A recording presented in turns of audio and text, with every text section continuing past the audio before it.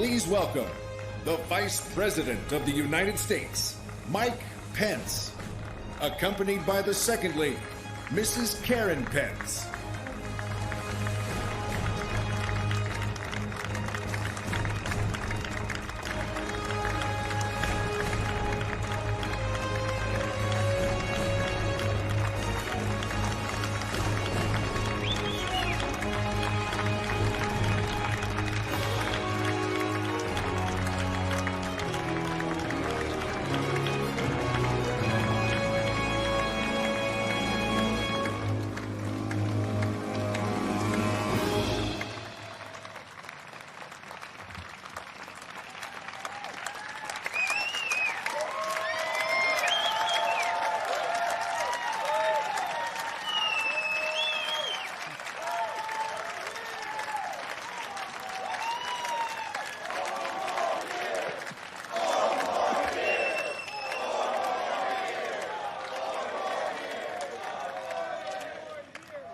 Good evening, America. It's an honor to speak to you tonight from the hallowed grounds of Fort McHenry, the site of the very battle that inspired the words of our national anthem. Those words have inspired this land of heroes in every generation since. It was on this site 206 years ago when our young republic heroically withstood a ferocious naval bombardment from the most powerful empire on earth. They came to crush our revolution, to divide our nation, and to end the American experiment. The heroes who held this fort took their stand for life, liberty, freedom, and the American flag. And those ideals have defined our nation. But they were hardly ever mentioned at last week's Democratic National Convention. Instead, Democrats spent 4 days attacking America. Joe Biden said that we were living through a season of darkness. But as President Trump said, where Joe Biden sees American darkness, we see American greatness.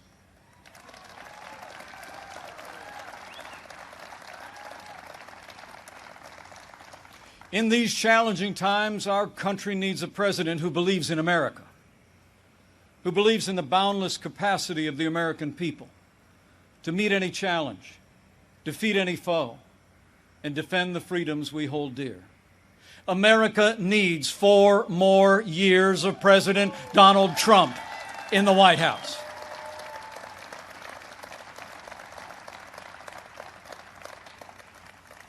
Before I go further, allow me to say a word to the families and communities in the path of Hurricane Laura. Our prayers are with you tonight, and our administration is working closely with authorities in the states that will be impacted. FEMA has mobilized resources and supplies for those in harm's way. This is a serious storm, and we urge all those in the affected areas to heed state and local authorities. Stay safe, and know that we'll be with you every step of the way to support, rescue, respond, and recover in the days and weeks ahead. That's what Americans do.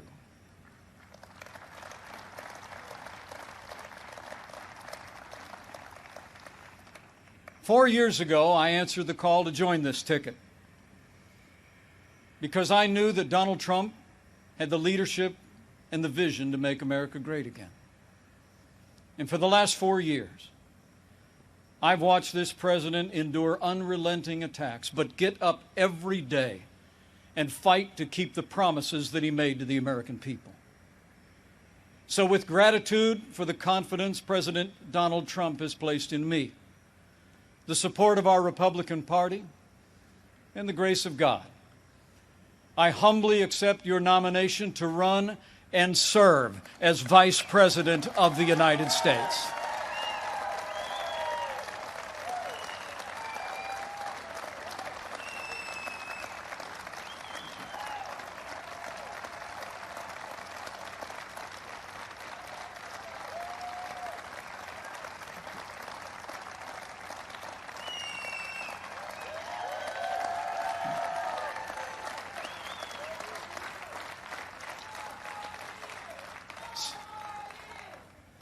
Serving the American people in this office has been a journey I never expected.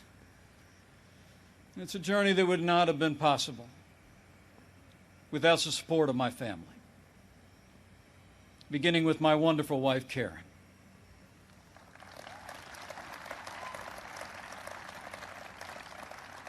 She's a lifelong school teacher, an incredible mother to our 3 children. And she is one outstanding Second Lady of the United States. I'm so proud of her. And we couldn't be more proud of our 3 children. Marine Corps Captain Michael J. Pence and his wife, Sarah. Our daughter, Charlotte Pence Bond, an author and the wife to Lieutenant Henry Bond, who is currently deployed and serving our nation in the United States Navy.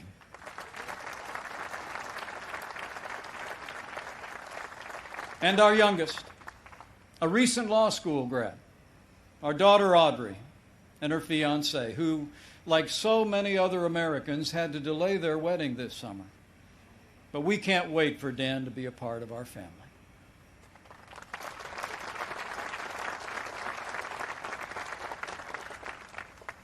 In addition to my wife and kids, the person who shaped my life the most is also with us tonight. My mom, Nancy.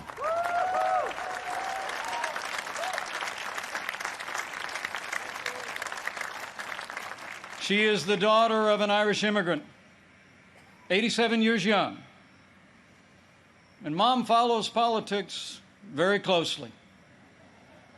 And the truth be told, sometimes I think I'm actually her second favorite candidate on the Trump-Pence ticket. Thank you, Mom. I love you.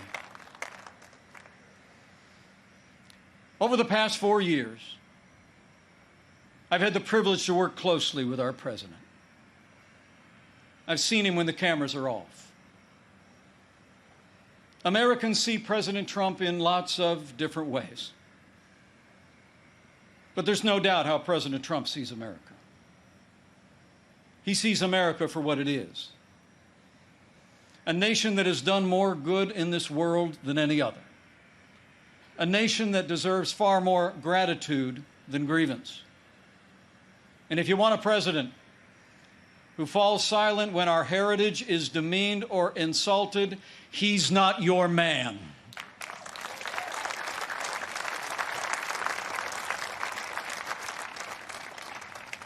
Now, we came by very different routes to this partnership. And some people think we're a little bit different. But you know, I've learned a few things watching him. Watching him deal with all that we've been through over the past 4 years. He does things in his own way, on his own terms. Not much gets past him. And when he has an opinion, he's liable to share it. He's certainly kept things interesting. But more importantly, President Donald Trump has kept his word to the American people.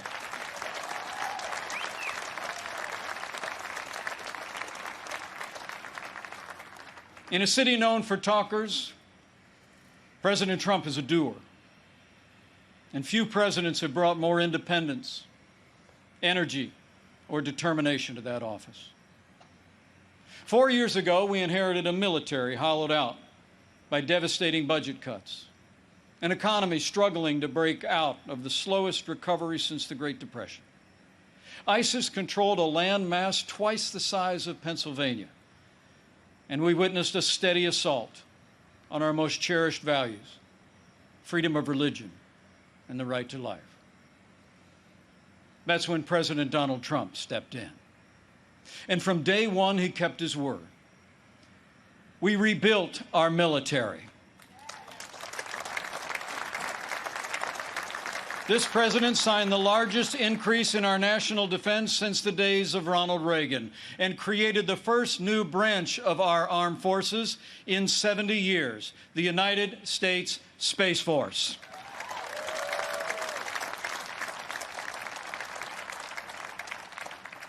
And with that renewed energy, we also returned American astronauts to space on an American rocket for the first time in nearly 10 years.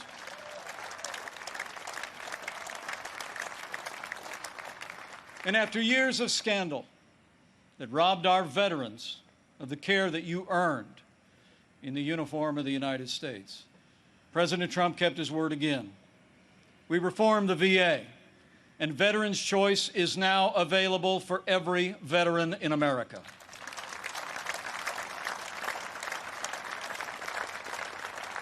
Our armed forces and our veterans fill this land of heroes,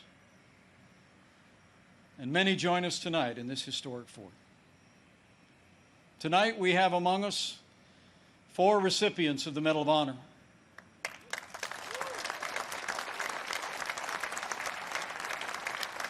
Six recipients of the Purple Heart. A Gold Star mother of a gallant Navy SEAL. And wounded warriors from Soldier Strong, a group that serves our injured veterans every day. We are honored by your presence, and we thank you for your service.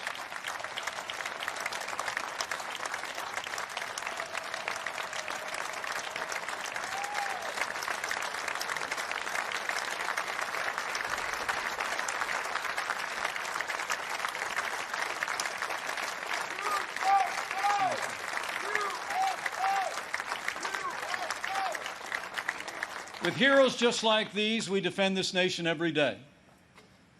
And under this Commander-in-Chief, we've taken the fight to radical Islamic terrorists on our terms, on their soil. Last year, American armed forces took the last inch of ISIS territory, crushed their caliphate, and took down their leader without one American casualty.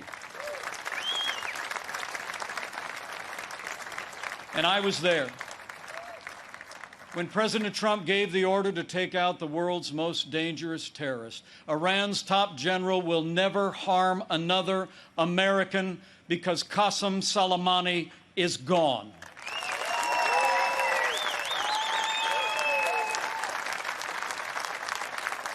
My fellow Americans, you deserve to know. Joe Biden criticized President Trump following those decisions to rid the world of 2 terrorist leaders.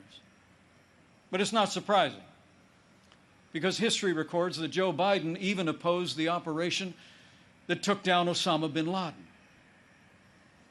It's no wonder that the Secretary of Defense under the Obama-Biden administration once said that Joe Biden has been, and I quote, wrong on nearly every major foreign policy and national security issue over the past 4 decades. So we've stood up to our enemies, and we've stood with our allies. Like when President Trump kept his word and moved the American embassy to Jerusalem, the capital of the State of Israel, setting the stage for the first Arab country to recognize Israel in 26 years. Closer to home, we appointed more than 200 conservative judges to our federal courts. We supported the right to life and all the God-given liberties enshrined in our Constitution, including the Second Amendment right to keep and bear arms. And when it came to the economy, President Trump kept his word and then some. We passed the largest tax cut and reform in American history. We rolled back more federal red tape than any administration ever had. We unleashed American energy and fought for free and fair trade. And in our first 3 years, businesses large and small created more than 7 million good-paying jobs, including 500,000 manufacturing jobs all across America. Our country became a net exporter of energy for the first time in 70 years. Unemployment rates for African Americans and Hispanic Americans hit the lowest level ever recorded. And on this 100th anniversary of the woman's right to vote, I'm proud to report that under President Donald Trump, we achieved the lowest unemployment rate for women in 65 years. And more Americans working than ever before. In our first 3 years, we built the greatest economy in the world. We made America great again.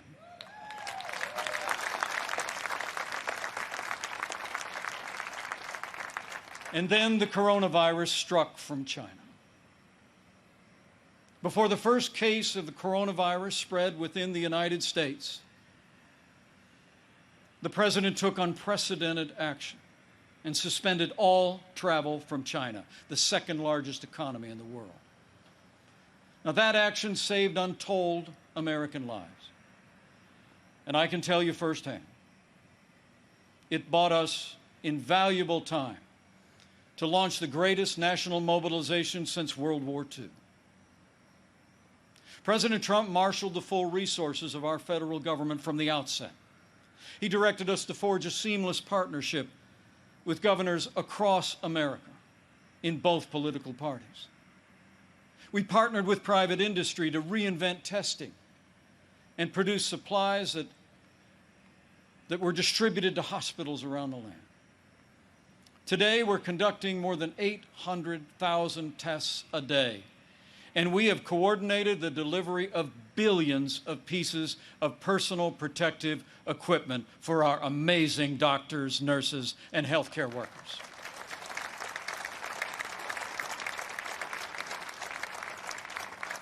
We saw to the manufacture of 100,000 ventilators in 100 days. And no one who required a ventilator was ever denied a ventilator in the United States.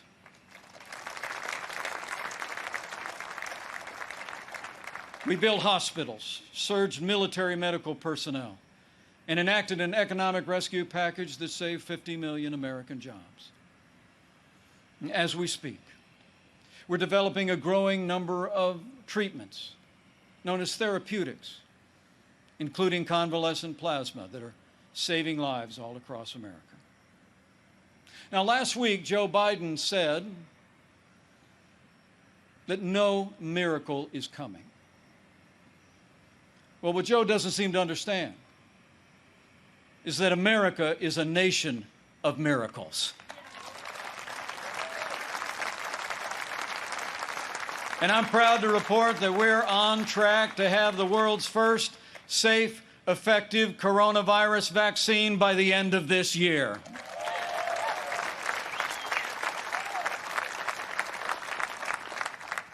After all the sacrifice in this year like no other, all the hardship, we're finding our way forward again. But tonight, our hearts are with all the families who've lost loved ones and have family members still struggling with serious illness. In this country, we mourn with those who mourn. We grieve with those who grieve. And this night, I know that millions of Americans will pause and pray for God's comfort for each of you. You know, our country doesn't get through such a time unless its people find strength within. The response of doctors, nurses, first responders, farmers, factory workers, truckers, and everyday Americans who put the health and safety of their neighbors first has been nothing short of heroic.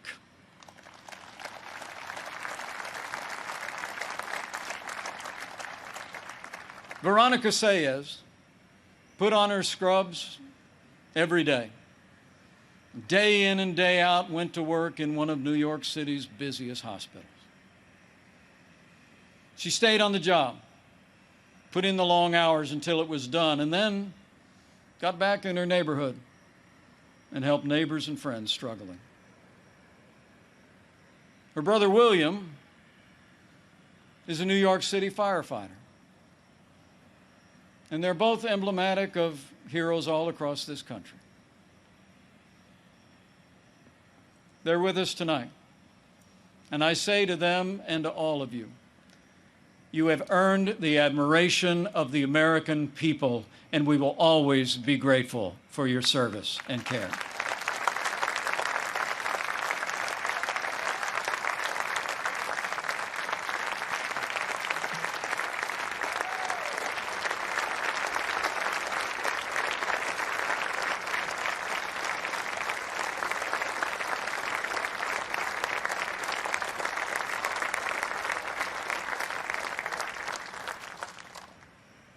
Thanks to the courage and compassion of the American people, we're slowing the spread. We're protecting the vulnerable. And we're saving lives. And we're opening up America again. Because of the strong foundation that President Trump poured in our first 3 years, we've already gained back 9.3 million jobs in the last 3 months alone.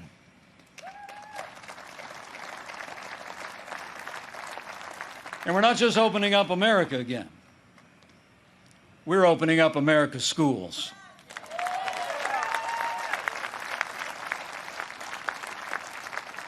And I'm proud to report that my wife, Karen, that school teacher I've been married to, will be returning to her classroom next week. And so to all of our heroic teachers and faculty and staff, thank you for being there for our kids. We're going to stay with you every step of the way.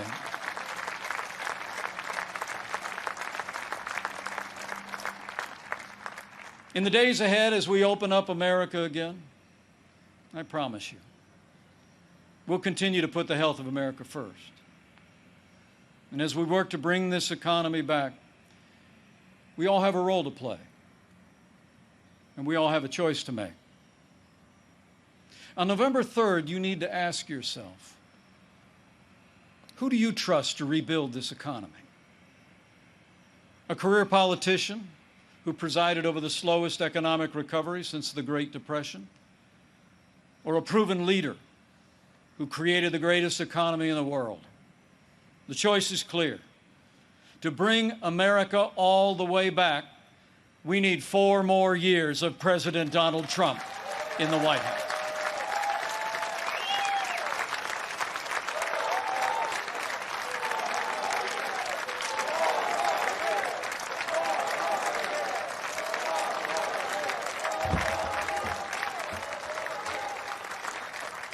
My fellow Americans, we're passing through a time of testing. But in the midst of this global pandemic, just as our nation had begun to recover, we've seen violence and chaos in the streets of our major cities. President Trump and I will always support the right of Americans to peaceful protest. But rioting and looting is not peaceful protest. Tearing down statues is not free speech. And those who do so will be prosecuted to the fullest extent of the law.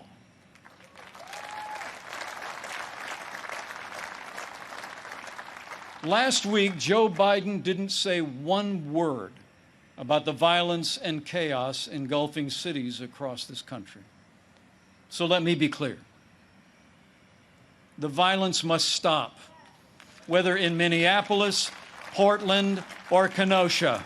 Too many heroes have died defending our freedom to see Americans strike each other down. We will have law and order on the streets of this country for every American of every race and creed and color.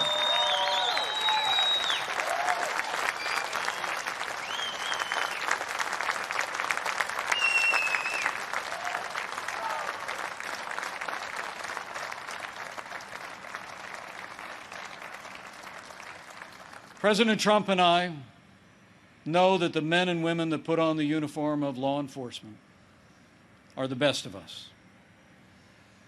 Every day, when they walk out that door, they consider our lives more important than their own. People like Dave Patrick Underwood, an officer in the Department of Homeland Security's Federal Protective Service, who was shot and killed during the riots in Oakland, California. Dave's heroism is emblematic. of the heroes that serve in blue every day. And we're privileged tonight to be joined by his sister, Angela. Angela, we say to you, we grieve with your family. And America will never forget or fail to honor Officer Dave Patrick Underwood.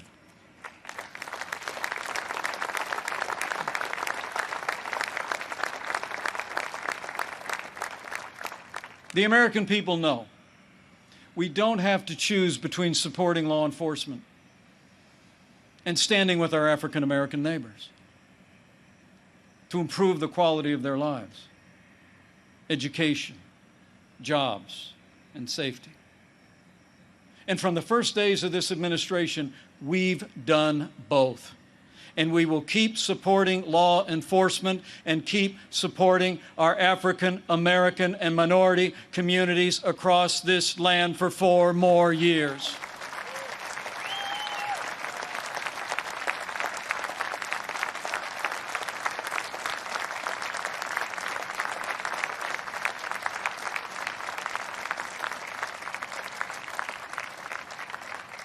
Now, Joe Biden says that America is systemically racist and that law enforcement in America has, and I quote, an implicit bias against minorities. When asked whether he'd support cutting funding to law enforcement, Joe Biden replied, yes, absolutely. Joe Biden would double down on the very policies that are leading to violence in America's cities. The hard truth is, you won't be safe in Joe Biden's America. And under President Trump, we will always stand with those who stand on the thin blue line, and we're not going to defund the police, not now, not ever.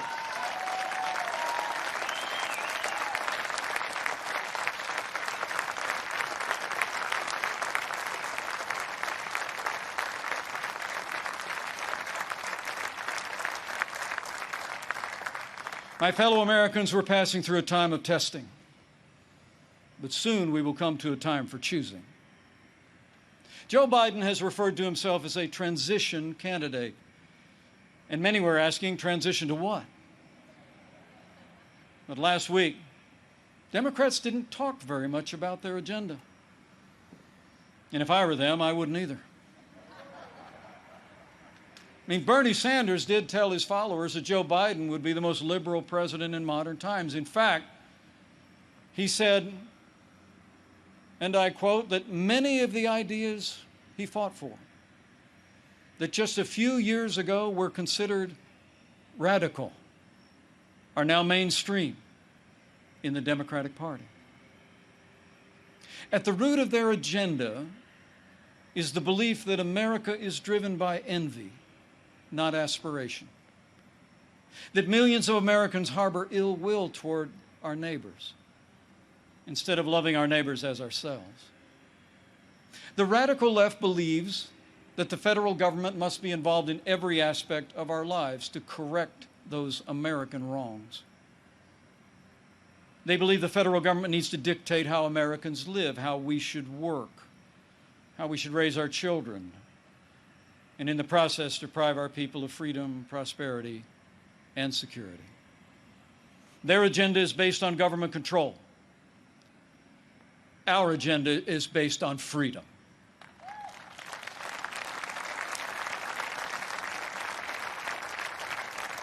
Where President Trump cut taxes, Joe Biden wants to raise taxes by nearly $4 trillion. Where this president achieved energy independence for the United States, Joe Biden would abolish fossil fuels, end fracking, and impose a regime of climate change regulations that would drastically increase the cost of living for working families. Where we fought for free and fair trade, and this president stood up to China and ended the era of economic surrender, Joe Biden has been a cheerleader for communist China. He wants to repeal all the tariffs that are leveling the playing field for American workers. And he actually criticized President Trump for suspending all travel to China at the outset of this pandemic. Joe Biden is for open borders, sanctuary cities, free lawyers and health care for illegal immigrants. And President Trump, he's secured our border and built nearly 300 miles of that border wall.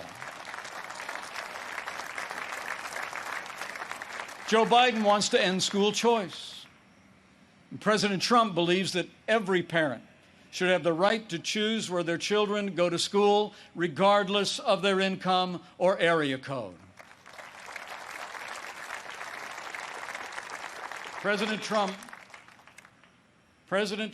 has stood without apology for the sanctity of human life every day of this administration. Joe Biden, he supports taxpayer funding of abortion right up to the moment of birth. When you consider their agenda, it's clear. Joe Biden would be nothing more than a Trojan horse for the radical left. The choice in this election has never been clearer, and the stakes have never been higher. Last week, Joe Biden said democracy's on the ballot. And the truth is, our economic recovery is on the ballot. Law and order are on the ballot.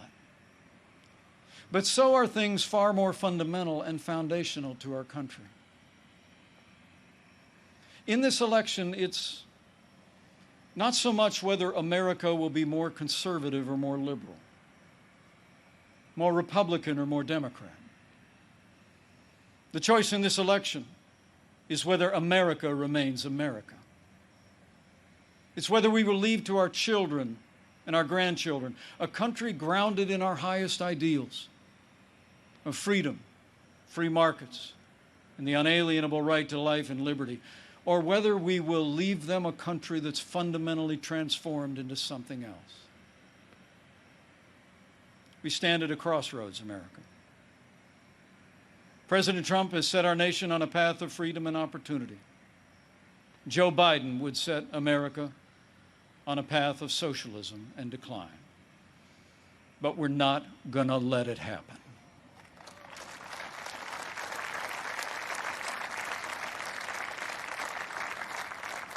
President Donald Trump believes in America and in the goodness of the American people, the boundless potential of every American to live out their dreams in freedom. And every day, President Trump has been fighting to protect the promise of America. Every day, our president has been fighting to expand the reach of the American dream. And every day, President Donald Trump has been fighting for you. And now it's our turn to fight for him.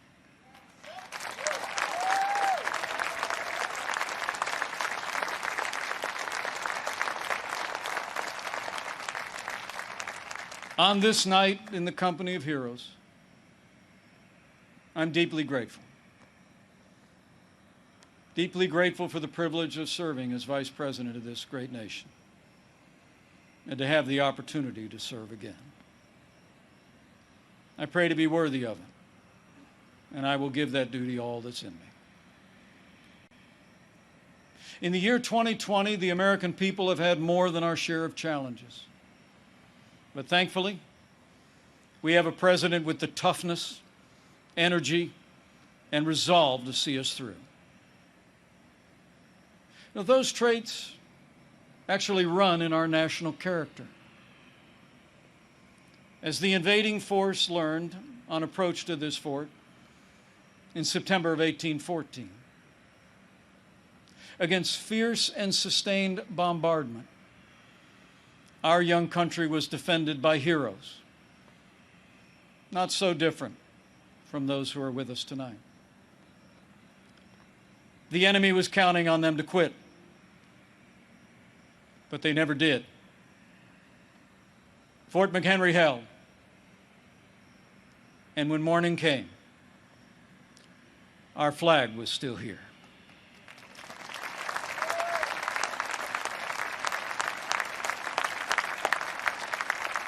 My fellow Americans, we're going through a time of testing.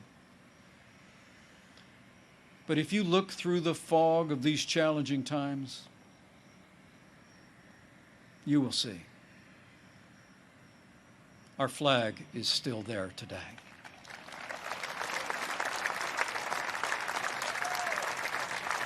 That star-spangled banner still waves over the land of the free and the home of the brave.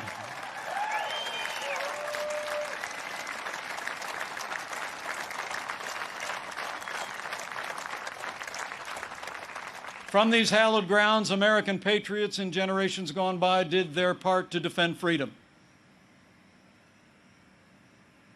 Now it's our turn. So let's run the race marked out for us. Let's fix our eyes on Old Glory and all she represents. Let's fix our eyes on this land of heroes and let their courage inspire. And let's fix our eyes on the author and perfecter of our faith and our freedom. And never forget that where the Spirit of the Lord is, there is freedom. That means freedom always wins.